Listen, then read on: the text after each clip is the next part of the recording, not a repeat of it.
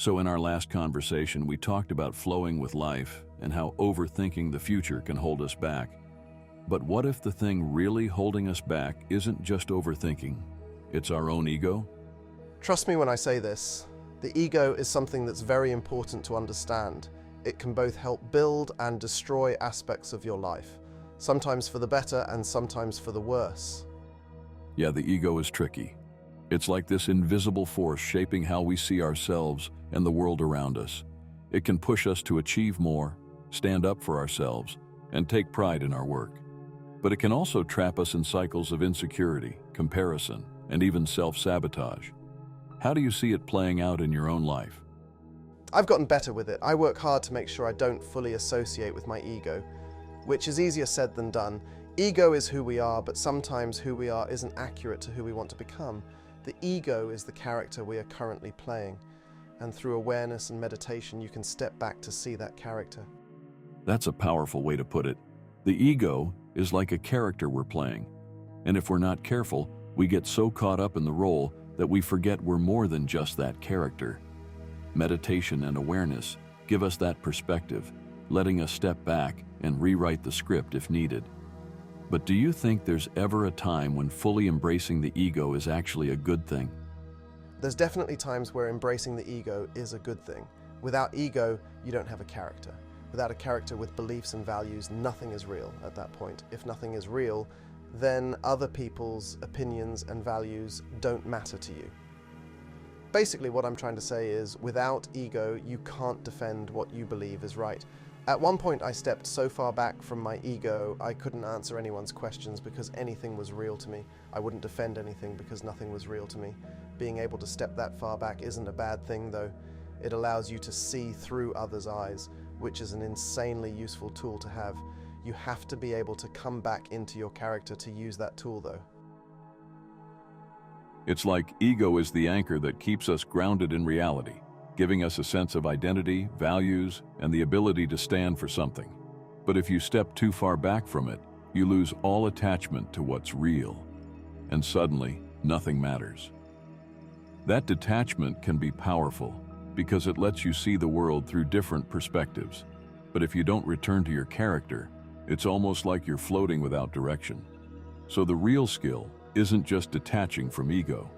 It's knowing when to step back and when to step back in. How did you find that balance? I went to both ends of the spectrum. I went through a spiritual phase where I had a huge spiritual ego.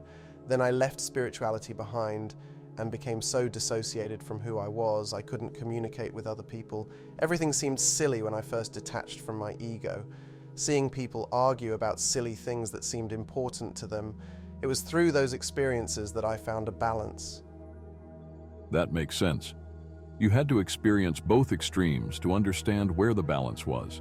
Having a strong spiritual ego probably made you feel like you had all the answers, while completely detaching made everything feel meaningless, like nothing was worth engaging in. But going through both sides gave you the perspective to see when ego is useful and when it's just getting in the way. Now that you've found that balance, how do you keep yourself from falling too far in either direction again? I still fall. It's almost impossible to stay stagnant, at least in this part of my journey. Ego is always going to play a role. I still have moments where someone challenges my ego and I get defensive. Only recently I've been able to admit when I was wrong rather than going into the fight or flight mindset, which to me is a huge accomplishment. I think it's about recognizing it. It's definitely harder on the ego side as it puts you in that primal state of fight or flight. That's a huge accomplishment, though. Being able to recognize when your ego is reacting and admitting when you're wrong, that takes real awareness. The ego wants to protect itself at all costs. So when it's challenged, it's easy to slip into defense mode without even realizing it. But once you start catching those moments, you get more control over them. It's interesting that stepping back from the ego is easy in a detached way, but when you're in the moment, when emotions are high, that's when it really tests you. How do you handle those situations now, when you feel that fight or flight reaction kicking in? I try my best to breathe and stay present. Take a step back and realize the truth of the situation. I've only been able to start to master my emotions through astral projection, but that's a topic for another time. Breathing and staying present, that's really the key. When the ego gets triggered, it's so easy to react without thinking, but if you can pause, take a breath and step back, you can see the truth of the situation instead of just defending yourself out of instinct. And yeah, I can see how astral projection would help with emotional mastery, but we'll save that for another conversation. So, ego isn't the enemy. It's part of who we are, and it's necessary to function in this world. The real challenge is learning when to embrace it and when to step back. Sound about right? I think it's even deeper than embracing it. Think of ego as a house of Legos. You can keep it the way it is, add to it, or even remove parts. Most people keep it the way it is, and the only time they add to it is if it's confirming what their ego already stands for.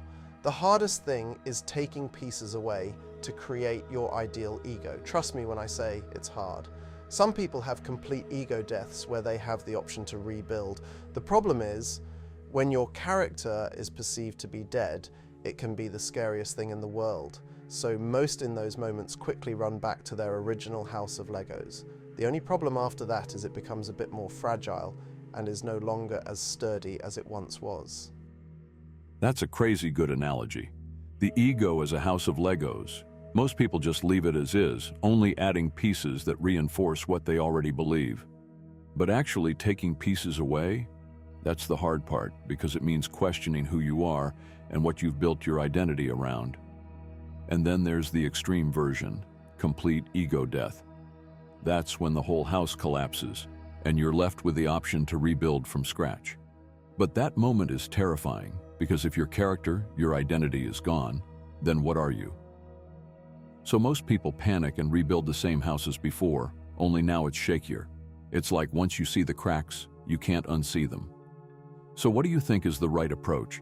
Should we be slowly removing and replacing pieces over time, or is a full collapse sometimes necessary? Ideally removing and replacing pieces over time. For someone like me though, I just wanted to be destroyed, and so it happened. I took a long time to rebuild, over 2 years. Would I recommend the full collapse? Definitely not, but sometimes it's the only way to get through to some people.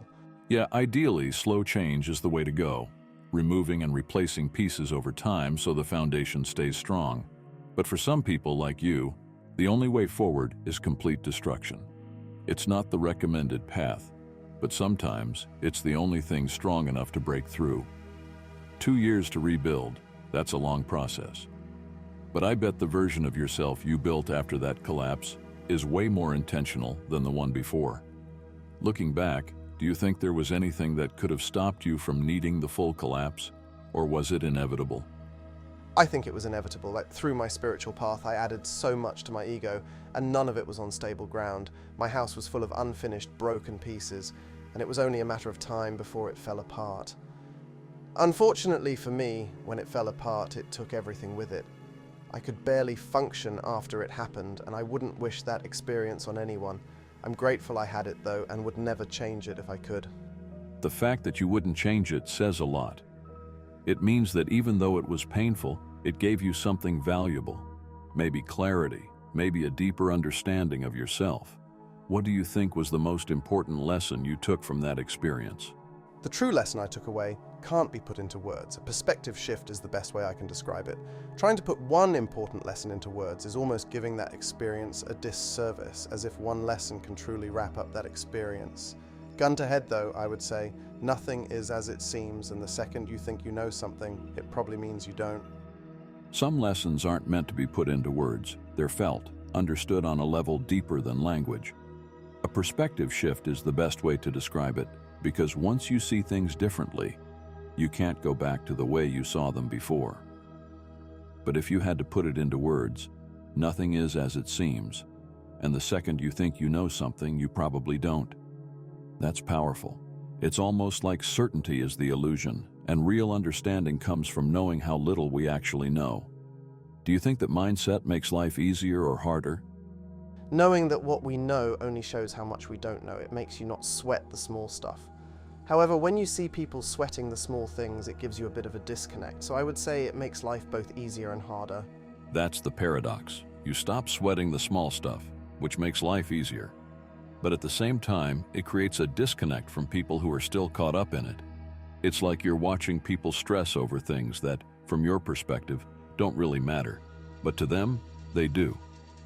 That disconnect can be isolating because it's hard to fully relate when you see things differently. Do you ever feel like you have to hold back your perspective around certain people just to stay connected? All the time. When people are acting through ego and emotion, it's literally impossible to connect to them through that higher perspective. That's an important thing to remember. Even if it's small stuff, it's real and big to that person in that moment. Unless that person also has the ability to step back from ego, most of the time you're out of luck. That's a really important point. Just because something seems small to you doesn't mean it's small to them. When someone is deep in their ego and emotions, logic or higher perspective won't reach them. In those moments, it's not about proving a point. It's about understanding where they're at. So, do you think the best way to handle those situations is to meet them where they are?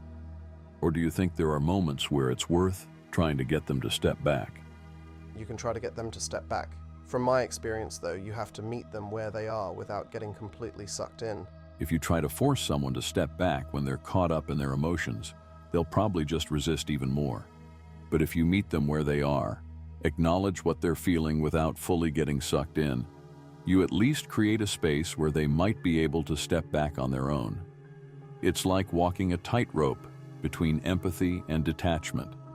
Stay too distant and they feel unheard. Get too involved and you lose yourself in their emotions.